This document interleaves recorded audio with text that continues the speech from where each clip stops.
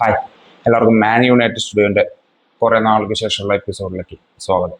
നമ്മൾ കുറേ നാളായി ഈ ചാനലിൽ ഒരു വീഡിയോ ചെയ്തിട്ട് എൻ്റേതായ കുറച്ച് പ്രോബ്ലംസ് ഉള്ളതുകൊണ്ടാണ് കുറച്ച് നാളായിട്ട് നമ്മൾ വീഡിയോസ് ചെയ്യാറില്ല.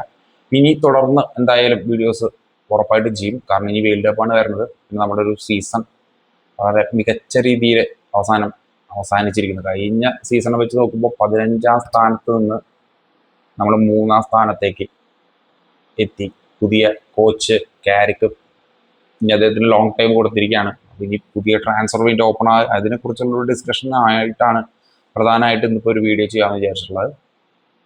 അപ്പോൾ നമുക്ക് കുറച്ച് റൂമേഴ്സ് ഫസ്റ്റ് കേൾക്കുന്നുണ്ട്. നമുക്ക് ആദ്യം അതിനെക്കുറിച്ച് അറിയാം. ഒന്നാമത്തെ റൂമർ നമുക്കറിയാം, എഡേഴ്സൺ, അറ്റ്ലാന്റയിലുള്ള ബ്രസീലിയൻ മിഡ്ഫീൽഡർ ആയിട്ടുള്ള എഡേഴ്സനെ കുറിച്ച് എനിക്ക് തോന്നുന്നത് എഡേഴ്സൺ റൂമേഴ്സ് ഓൾമോസ്റ്റ് കൺഫേം ആയി തുടങ്ങുന്നു. ഈ അവസാനത്തെ ഈ 2 ദിവസത്തിനുള്ളിൽ ഏറെക്കുറെ ഇനി അത് കൺഫേം ആവും എന്നൊരു സാധ്യതയിലേക്കാണ് പോകുന്നത്.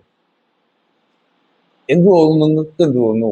എഡേഴ്സൺ ആയിരിക്കുന്നു ഒരു ഫസ്റ്റ് ചോയ്സ്? അതായത് എനിക്കിപ്പോഴും വിചാരിക്കുന്നത് കസിമീറോയുടെ റീപ്ലേസ്മെന്റിന് ഉള്ള ഒരു ഫസ്റ്റ് ചോയ്സ് ആയിട്ടായിരിക്കില്ല എഡേഴ്സൺ വരിക. എനിക്ക് തോന്നുന്നു ഉഗാർത്തയുടെ ഒരു റീപ്ലേസ്മെന്റിനാണെങ്കിൽ ഓക്കെ ഫൈൻ. ഉഗാർത്തയ്ക്കൊക്കെ നമുക്ക് വേണമെങ്കിൽ എഡേഴ്സനെ റീപ്ലേസ്മെന്റ് ചെയ്യാൻ പറ്റുന്ന ഒരു പ്ലെയറാണ്. പക്ഷെ ഒരിക്കലും കസിമീറോയ്ക്ക് ഒരു റീപ്ലേസ്മെന്റ് ആയിട്ട് ഫസ്റ്റ് ചോയ്സ് ആയിട്ട് എഡേഴ്സൺ പറ്റുമോ എന്ന് ചോദിച്ചു കഴിഞ്ഞാൽ ഇപ്പോഴത്തെ കണ്ടീഷനിൽ എനിക്ക് തോന്നുന്നില്ല എത്രത്തോളം അത് സക്സസ്ഫുൾ ആവും. എനിക്കിപ്പോഴും പ്രതീക്ഷ നമ്മുടെ ഫസ്റ്റ് പ്രയോറിറ്റി അത് ന്യൂകാസ്റ്റലിലെ ടൊണാലി. ഇപ്പോഴും എല്ലാവരും പറഞ്ഞുകൊണ്ടിരിക്കുന്ന ഒരു പേര് തന്നെയാണ് ന്യൂകാസ്റ്റലിന്റെ ടൊണാലി.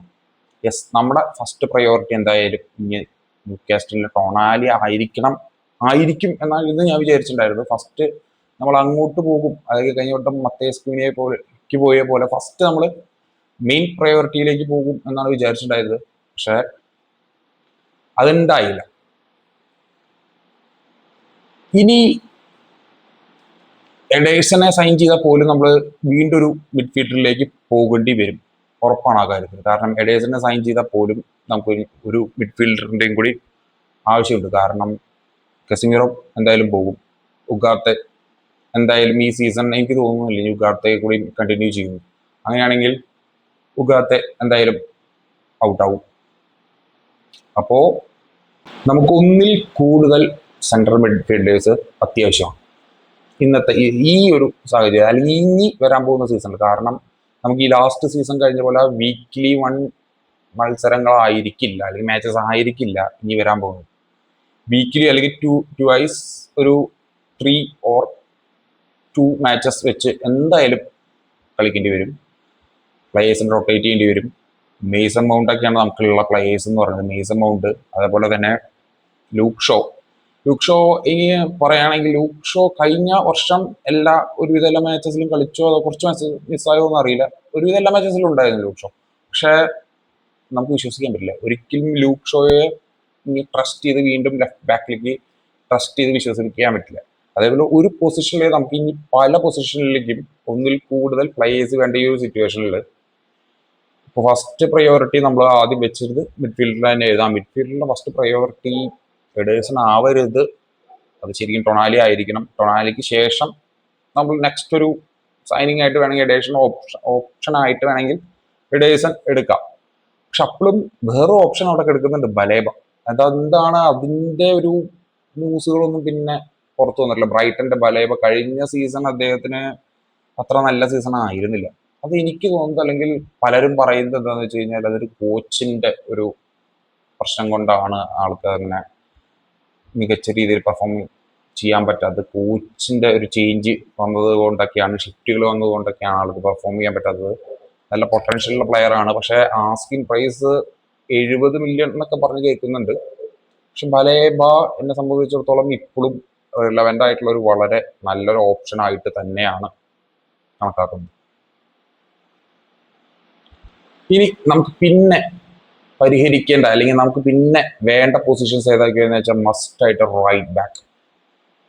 റൈറ്റ് ബാക്ക് നമുക്ക് മസ്റ്റ് ആയിട്ട് വേണ്ട ഒരു ചോയ്സാണ്. ഇനിയും ഡയലോഗിനെ വെച്ച് പോവാന്ന് പറഞ്ഞു കഴിഞ്ഞാൽ ഒബ്വിയസ്ലി മസ്രോയ് ഉണ്ട്. മസ്രോയ് ഒരു മികച്ച റൈറ്റ് ബാക്ക് തന്നെയാണ്.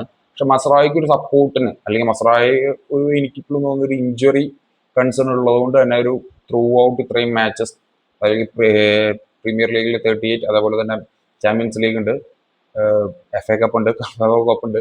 അപ്പോൾ ഇത്രയും മാച്ചസിൽ പുള്ളിക്കാരന് കണ്ടിന്യൂ ചെയ്ത് കളിക്കാൻ പറ്റുമെന്ന് ഉറപ്പില്ല. അതുകൊണ്ട് ഡയലോ നസ്രാവി പിന്നെ ഒരു ചേഞ്ച് വരുമോ എന്ന് അറിയില്ല. പക്ഷെ ഉറപ്പായിട്ടും ഡയലോവിനെ വീണ്ടും വിശ്വസിച്ച് വീണ്ടും നമ്മൾ മുന്നോട്ട് പോകുക എന്ന് പറഞ്ഞു കഴിഞ്ഞാൽ അത് അറിയില്ല. നമുക്ക് എല്ലാ പൊസിഷനിലും കറക്റ്റായിട്ട് പ്ലെയേഴ്സിനെ എത്തിക്കാൻ പറ്റും എന്നുള്ളൊരു വിശ്വാസമൊന്നുമില്ല. എങ്കിലും റൈറ്റ് ബാക്കിൽ കുറേ നാളായിട്ടൊരു അപ്ഡേഷൻ നടന്നിട്ടില്ല. അങ്ങനെ ഒരു നടക്കും, അല്ലെങ്കിൽ അത് ഈ സീസണിലോ അല്ലെങ്കിൽ അടുത്ത സീസണിലോ നടക്കേണ്ടതാണ്. ശരിക്കൊരു പ്രോപ്പർ റൈറ്റ് ബാക്കിലേക്ക് നമ്മൾ എത്തേണ്ട സമയം ആയിട്ടുണ്ട്. ഇനി വരുന്നത് ഒബ്വിയസ്ലി സെൻട്രൽ ബാക്ക്. നമ്മുടെ നമുക്ക് പറയുമ്പോൾ ലിസ്റ്റിൽ ഒരുപാട് സെൻട്രൽ ബാക്ക് ഉണ്ട്. ഇപ്പോൾ മാർട്ടിനസ് ഉണ്ട്, അതുപോലെ തന്നെ ലിനിയോറോ ഉണ്ട്, ഡിലേറ്റ് ഉണ്ട്, ഹെവൻ ഉണ്ട്. ശരിയാണ്. പക്ഷെ അത്യാവശ്യം അല്ലെങ്കിൽ മഗ്യുവർ ഉണ്ട്. അത്യാവശ്യമായിട്ടുള്ള ഒരു സിറ്റുവേഷൻ വരുമ്പോൾ കഴിഞ്ഞ സീസണിൽ തന്നെ ഇതിൽ പകുതി പേരും ഇഞ്ചുറി ആയിട്ട് പുറത്തിരിക്കേണ്ടി വരും. അല്ലെങ്കിൽ ഡിലേറ്റ് എവിടെയാണെന്ന് പോലും അറിയുന്നില്ല. അല്ലെങ്കിൽ ഒരു പെർഫോമൻസ് അല്ലെങ്കിൽ ഒരു മന്ത് കഴിഞ്ഞ് പിന്നെ അദ്ദേഹത്തിനെ കുറിച്ചൊരു അപ്ഡേഷൻ പോലും ഇല്ല. പുള്ളിക്കാരന് പരിക്കാണോ, പുള്ളിക്കാരന് എന്താണ് പറ്റിയതെന്ന് പോലുള്ള ഒരു വാർത്ത പോലും പുറത്തു വന്നിട്ടുണ്ടായിരുന്നില്ല ഒരു സിനേറിയോ മുഴുവൻ. അങ്ങനെയൊക്കെയുള്ള ഒരു സിറ്റുവേഷനിൽ നമ്മുടെ സെൻട്രൽ ബാക്കിലേക്ക് ഒരു എക്സ്ട്രാ അഡീഷണൽ എന്തായാലും ഈ വർഷം വേണ്ടി വരും. മേ ബി ഒരെണ്ണം എന്തായാലും വേണ്ടി വരും. അതിൽ പല പേരുകളും കേൾക്കുന്നുണ്ട്. അതിൽ എനിക്ക് കുറച്ചും കൂടി പ്രിഫർ ആയിട്ട് തോന്നുന്നത്, അല്ലെങ്കിൽ എനിക്ക് കുറച്ചും കൂടി ബെറ്റർ ആയിട്ട് നമ്മുടെ ഒരു സിറ്റുവേഷനിനനുസരിച്ച് കളിക്കാൻ പറ്റുന്നൊരു പ്ലെയർ ആയിട്ട് എനിക്ക് തോന്നുന്നത് ഷോർട്ടർ ബാക്കിനായിരുന്നു ഡോട്ട്മുണ്ടിന്റെ. പക്ഷെ അത് എത്രത്തോളം സക്സസ്ഫുൾ ആവും എന്നറിയില്ല. പക്ഷെ നമുക്ക് നോക്കാം. അതുപോലെ തന്നെ അഡീഷനുള്ള ഒരു കാര്യമാണ് ലെഫ്റ്റ് വിങ്.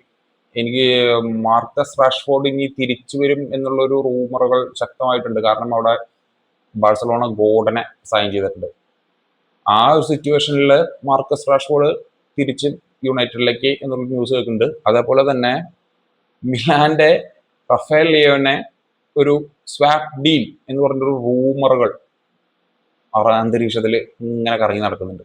ഈ Rafael Leao Rashford swap deal അതൊക്കെ നടക്കുമെന്ന് അറിയില്ല. നടന്നു കഴിഞ്ഞാൽ എന്തായാലും ഒരു സത്യം പറഞ്ഞ ഒരു റാഷ്ഫോർഡിനെ വെച്ച് നോക്കുമ്പോൾ ഇപ്പോഴത്തെ കണ്ടീഷനിൽ ബെറ്റർ പ്ലെയർ ആണ് റഫേൽ ലിയോ.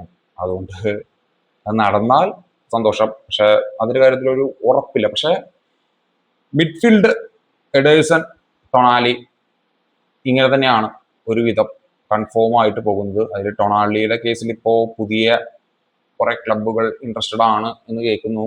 അതിൽ ആഴ്സണൽ ഉണ്ട് എന്ന് പറയുന്നു. അങ്ങനെയൊക്കെ ഉള്ള ഒരു ടൈറ്റ് കോമ്പറ്റീഷൻ ഈ ടൊണാലിക്ക് വന്നു കഴിഞ്ഞാൽ അടുത്തൊരു ഓപ്ഷനിലേക്ക് നമ്മൾ പോകുമോ എന്നറിയില്ല.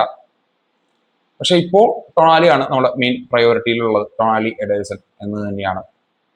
കൂടെ ഒരു റയൽ മാഡ്രിഡ് പ്ലെയർ ആയിട്ടുള്ള ഒരു ലിങ്ക്. കാരണം റയൽ മാഡ്രിഡിലെ ഏതെങ്കിലും ഒരു പ്ലെയർ, കമവിംഗ, അതുപോലെ തന്നെ ചമേനി, വാൽവരുടെ. ഈ വാൽവരുടെയൊക്കെ കിട്ടുന്ന പറയുന്നതൊക്കെ എവിടുന്നോ അടിച്ചിറക്കിയ ന്യൂസ് തന്നെയായിരിക്കും. പക്ഷെ റയൽ മാഡ്രിഡിലെ ഏതെങ്കിലും ഈ 3 പ്ലെയറിൽ ഒരു പ്ലെയർ എന്തായാലും ഈ സീസണിലോടുകൂടി ക്ലബ് വിടാനുള്ള ചാൻസ് ഉണ്ട്. ആ പ്ലെയർ മാത്രമല്ല, അതേപോലെ തന്നെ 1-2 പ്ലെയേഴ്സ് ക്ലബ് വിടാനുള്ള ചാൻസ് ഉണ്ട്. അത് യുണൈറ്റഡിലേക്ക് ആവോ വേറെ ക്ലബിലേക്ക് ആവോ എന്നറിയില്ല. പക്ഷെ സാധ്യതകളുണ്ട്.